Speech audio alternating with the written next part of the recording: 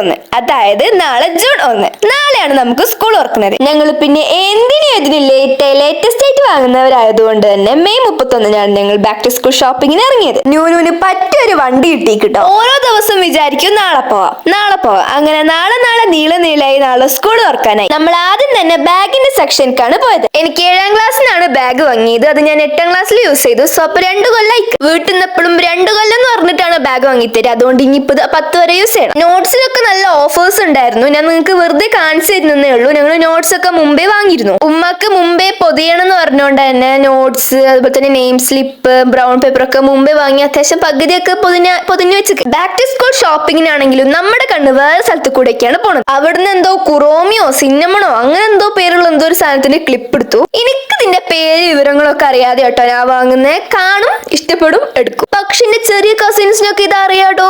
ഇതൊക്കെ കേൾക്കുമ്പോ പകച്ച് പോകണം കേട്ടോ ഞാൻ. ലാസ്റ്റ് ആയതുകൊണ്ടാന്ന് തോന്നുന്നത് കളക്ഷൻസ് ഒക്കെ വളരെ കുറവാണ്. ലഞ്ച് ബോക്സും പൗച്ചൊന്നും ഞാൻ വിചാരിച്ച ആ ഒരു എസ്തെറ്റിക് മോഡൽ കിട്ടുന്നില്ല. അപ്പൊ ഞാൻ വിചാരിച്ചു നമുക്ക് ഫുള്ള് ഓർഡർ ചെയ്യാം. അതാവുമ്പോ നമുക്ക് നല്ല എസ്തെറ്റിക് വൈബിലുള്ള സാധനങ്ങൾ കിട്ടും. ബാക്കി എല്ലാവരും ചില്ലറ സാധനങ്ങളൊക്കെ വാങ്ങി, പേന, പെൻസില്, അങ്ങനത്തെ. കല്യാണം കഴിഞ്ഞ് നേരെ ഇങ്ങോട്ടാ പോകുന്നത്.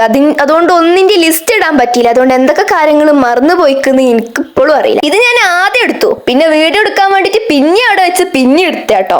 എന്റെ ബുദ്ധി വിമാന. പിന്നെ ഒരു കാര്യം, എന്റെ ചാനൽ ആദ്യമായിട്ട് കാണുകയാണെങ്കിൽ എന്റെ പേര് മുബഷിറ, എന്റെ ചാനലിന്റെ പേര് ഇറ്റ്സ് മീ മുബ.